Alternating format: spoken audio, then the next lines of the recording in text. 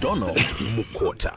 Candid and clear on Capitalk 100.4 FM, leading the conversation.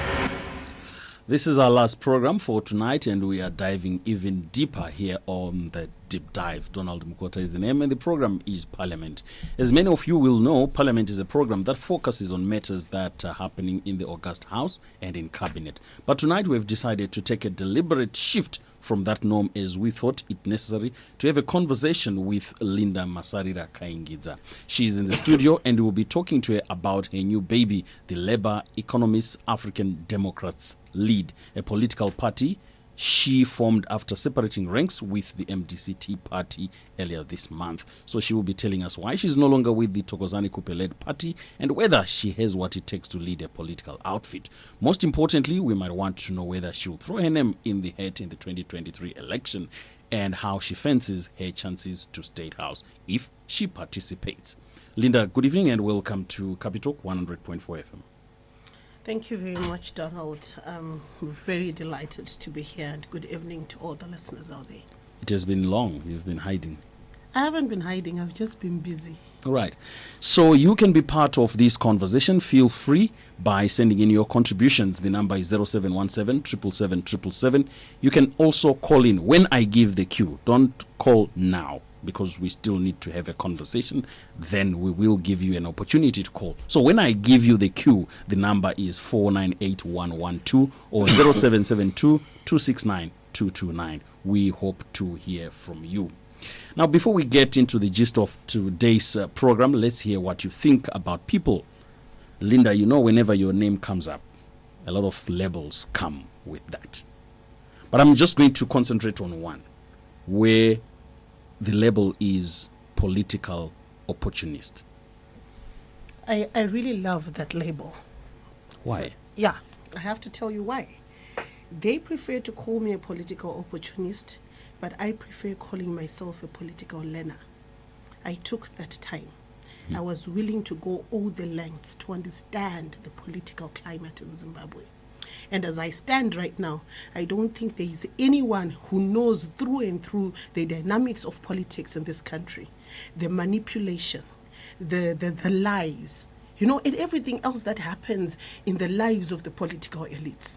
I do not regret every decision I've made in this political journey, because if there's one thing that I really wanted to understand is what happens in all political parties in this country and why opposition has failed to take over power from ZANU-PF in the past 19 years. And as I stand here, I've been part of the MDC, I've been part of the PDP, I've been part of MDCT, and I've learnt a lot in that process. And I do not regret that, because I've got first-hand information. I learnt with my own mind. I was not told. Unlike everyone else who prefers to call me a political prostitute, a political opportunist, and anything else, I came, I saw, I learnt, and I am a better person because of everything that I have learnt in these political parties.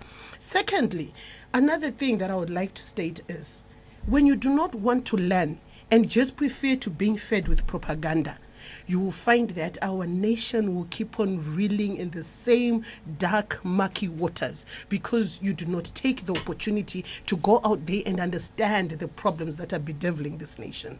Our problems start at a political level before we go to the economic crisis. So long we do not fix the politics, we will never be able to fix the economics. That is what I learned in my political journey, and I am not ashamed of the journey that I have took. I am proud of myself because I managed to maneuver in all political parties, and I learned what I learned, took the secrets out of there, and I am a better person after all is said and done. And those who say that because of where you have been and what you have done, those who then say you have then also joined the ranks of political elites, your response? I have a different school of thought, and I am just trying to be very civil in my response, because I still belong in the group of the suffering masses in Zimbabwe. And contrary to all the propaganda that people will talk about on Facebook, on Twitter, that I get paid or I get freebies or whatever, I have never been paid for my activism. I have never been paid for anything that I've done in any political party. I am a revolutionary daughter of the Zimbabwean soil who's committed to seeing a positive, transformative change in my country.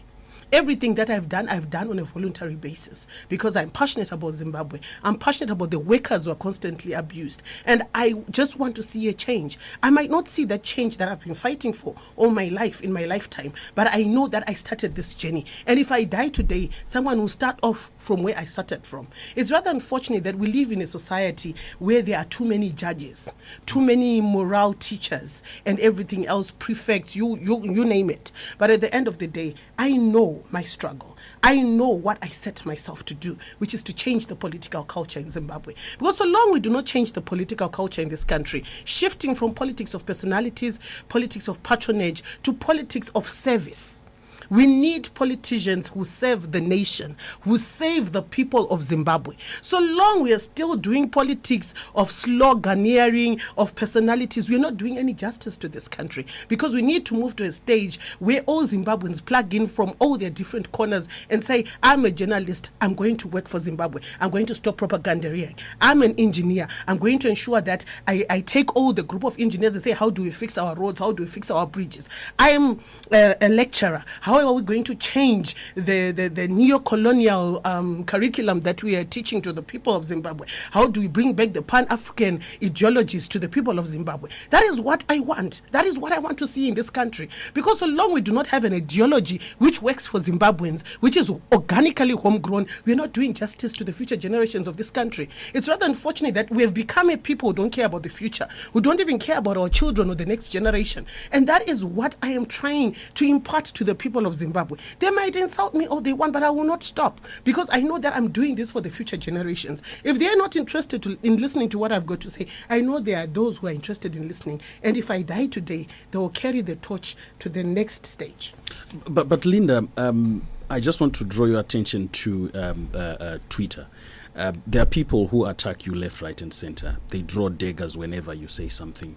But you seem to respond with the same venom without really educating them on the things that you're talking about currently.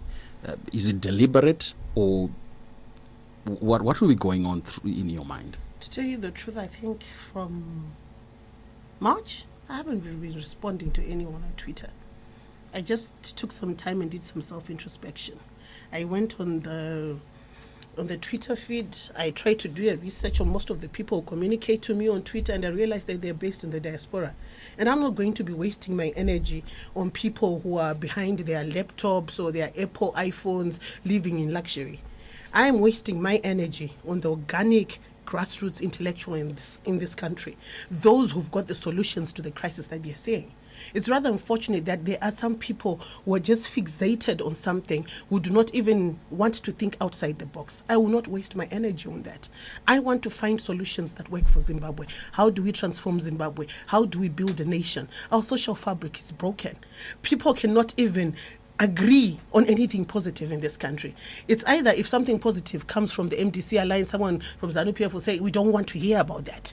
If MDCA comes up, if ZANU-PF comes up with something, people from MDC will say, no, we cannot build a country that way.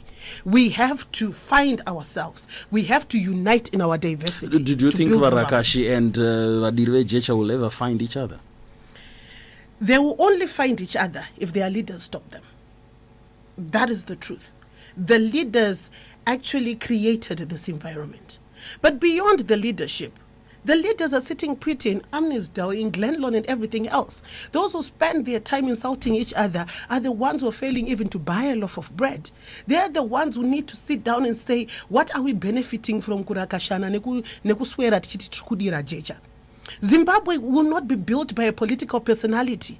No one person owns Zimbabwe. Zimbabwe belongs to every Zimbabwean. And up to until a time, every Zimbabwean starts saying, this is my country, and takes ownership of Zimbabwe and starts saying, what am I doing to develop my country? Then only will Zimbabwe develop. But so long we are still in this fighting mode, we insult each other day in and day out, and we do not use our data bundles effectively to find solutions that will rebuild Zimbabwe. We're not doing anything. And data bundles have gone up. They're quite expensive now. Now, just quickly, what happened in the MDCT with the Cooper-led MDCT? Were you fired? Yes, I was in the fired. media were told that you were fired. Others have said no, they fired you because they knew that you were about to resign or something like that. Talk to us, walk us through that what really happened. Okay, fine. Honestly, I wanted to resign in December last year. But, sometimes when you want to do some things, people tell you, just wait a bit, just do this and et cetera, et cetera. I think I'll be honest with you, like I said earlier on, that I'm one person who's been studying the political dynamics in Zimbabwe, and I've been taking notes and trying to find out what works and what we need as Zimbabweans. It's rather unfortunate that the political elites in this country are still egoistic. They still like the high table lifestyle, the hotel things and everything else, but I'm not that person. I'm a down-to-earth person. I'm a humble person. I'm one person who interacts with people. I think you've seen before, I spend my time with vendors in the streets, in the ghetto, in the raw areas. That is who I am. I want to understand what is happening in Zimbabwe, because that is the only way we'll find solutions to the crisis that is bedeviling this country. We are not going to find solutions in boardrooms. We are not going to find the solutions in workshops and seminars. I'm not that person. So sometimes you get into a space where you're trying to share your ideas, but no one understands you because they've got this political culture. They've already said things are done this way. And I will say it, MDC failed to take over power from ZANU-PF because they turned into an isophomic mimicry of ZANU-PF. They're exactly a parallel system of ZANU-PF. They do the same things. They run politics the same things. Their internal party politics is the same thing. They adopted the Mugabeism. And up to until we try to change how we run our political parties, we will not be able to change how the nation is run. Because if you look at the way ZANU-PF is running ZANU-PF and the way the MDC is running MDC, is the same thing. So you try to ask yourself, so what is going to be the change here?